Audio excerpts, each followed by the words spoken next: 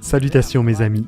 Aujourd'hui, je suis ravi que ma chère épouse Nancy se joigne à nous une fois de plus. Et en fait, c'est elle qui nous apportera le message spécial de cette semaine.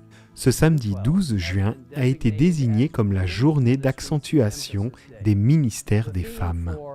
Le thème des ministères des femmes est « J'irai et j'atteindrai le monde ». Et quel merveilleux objectif c'est pour chacun d'aller dans la puissance du Seigneur et d'atteindre le monde pour lui. Nancy, merci pour tout ce que tu fais pour atteindre les autres, de près ou de loin pour Jésus. Je suis sûr que beaucoup seront bénis par le message que tu partageras avec nous aujourd'hui. Je suis heureuse de partager un bref message, et je voudrais m'adresser en particulier à nos chères sœurs du monde entier. Vous savez, mesdames, Dieu a donné à chacune d'entre nous un appel spécial pour atteindre notre monde pour lui. Et c'est un appel que seul vous, seul moi, pouvons remplir. Écoutez cette déclaration très inspirante et encourageante d'Ellen White. Les femmes, aussi bien que les hommes, peuvent présenter la vérité divine là où elle fera son œuvre. Il y a une tâche pour elles à cette heure de crise, et le Seigneur les assistera. Si elles ont le sentiment de leur devoir, et si elles travaillent sous l'influence de l'Esprit de Dieu, elles auront la maîtrise d'elles-mêmes, indispensable à notre époque. Le Seigneur fera briller sur ces femmes, capables de sacrifice, sa lumière céleste. Et cela leur apportera une puissance qui dépassera celle des hommes. Elles peuvent exercer dans les familles un travail que les hommes ne peuvent pas réaliser, et ainsi pénétrer dans la vie intime et dans les cœurs. Elles peuvent atteindre des cœurs que les hommes ne peuvent pas. Leur collaboration est nécessaire. Discrètes et humbles, elles expliqueront la vérité dans les maisons. C'est ainsi que la parole de Dieu agira comme un levain et des familles entières seront gagnées par leur influence. Quelle incroyable influence! Et pour illustrer davantage ce point, voyons brièvement comment une jeune fille a pu, dans un foyer, influencer l'une des familles les plus puissantes de son époque. Nous trouvons cet épisode dans 2 Rois, chapitre 5, versets 1 à 5. Naaman, le chef de l'armée du roi de Syrie, jouissait de la faveur et de l'estime de son Seigneur, car c'était par lui, l'Éternel avait donné la victoire aux Syriens. Toutefois, cet homme fort et vaillant était lépreux. Or, les Syriens avaient mené des expéditions et ils avaient ramené prisonnière une petite fille du pays d'Israël. Celle-ci était au service de la femme de Naaman et elle dit à sa maîtresse, « Si seulement mon Seigneur pouvait voir le prophète qui se trouve à Samarie, il le guérirait de sa lèpre. » Naaman allait dire à son Seigneur, « La jeune fille du pays d'Israël a parlé de telle et telle manière. » Le roi de Syrie dit, « Vas-y, rends-toi à Samarie. Je vais envoyer une lettre au roi d'Israël. » Arrêtons-nous un instant pour constater à quel point c'est étonnant.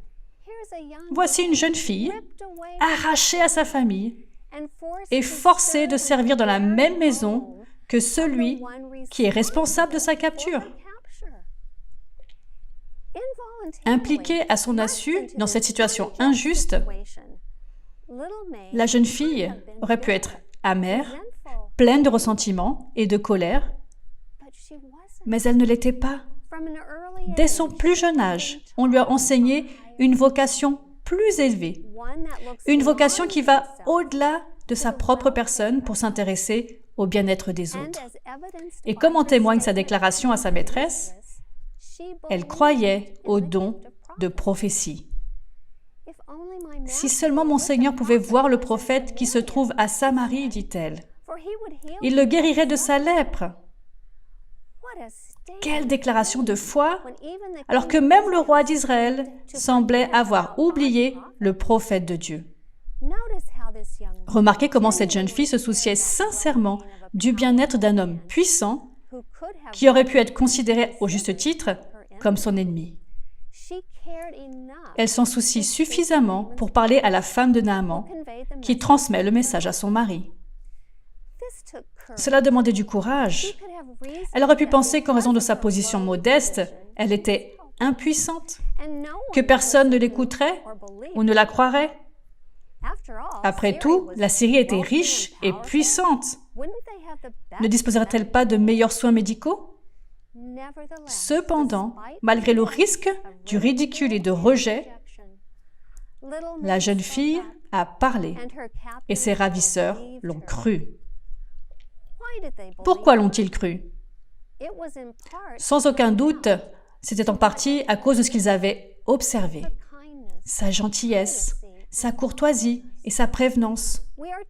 On nous dit dans Prophètes et Rois, la conduite de la jeune captive dans ce foyer idolâtre est la démonstration frappante de l'influence profonde qu'exerce l'éducation familiale sur un enfant. Il n'est pas de tâche plus noble confiée aux parents que celle de veiller sur la formation de leurs petits. Ils édifient ainsi la base même des habitudes et du caractère. Ce sont eux qui, par leur exemple et leur enseignement, décident en grande partie de leur avenir. Les parents de cette jeune fille israélite ignoraient quelle serait sa destinée lorsqu'ils lui apprenaient à aimer le Seigneur. Mais ils accomplissaient fidèlement leur devoir. Aussi, dans la maison du capitaine des armées syriennes, cet enfant rendit témoignage à son Dieu qu'on lui avait appris à honorer.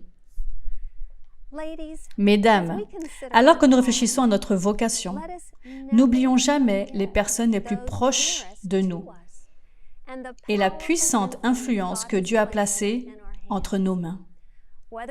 Que nous ayons nos propres enfants ou que nous soyons des mères en Israël, Dieu nous a placés dans la puissante position d'enseigner, de prendre soin et de guider la vie de toute l'humanité.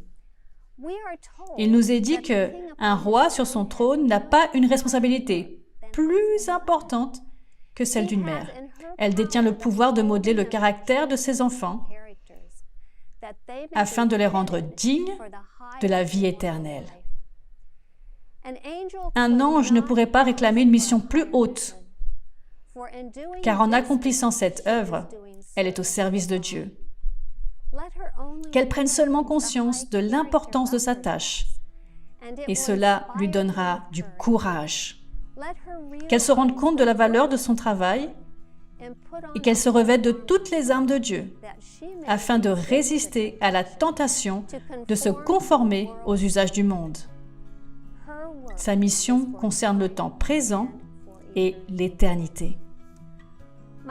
Mes chères sœurs, Dieu nous a en effet placés dans une position d'influence puissante, une position que nous sommes les seuls à pouvoir remplir. Bien qu'il y ait de nombreuses façons de servir le Seigneur en allant atteindre notre monde, n'oublions jamais notre appel spécial à atteindre nos proches par la puissante influence du foyer. Je vous invite à prier avec moi. Père Céleste, merci beaucoup pour le privilège que tu nous as donné de travailler à tes côtés, avec toi et pour toi, Seigneur, pour nos enfants, pour nos voisins, pour ceux de notre Église. Seigneur, tu as donné aux femmes des talents spéciaux, des dons particuliers pour atteindre les enfants et guider les jeunes femmes et pour toucher la vie de nos voisins.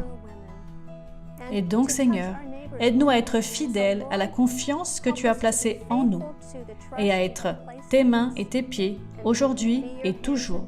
Merci d'entendre et d'exaucer nos prières au nom de Jésus. Amen.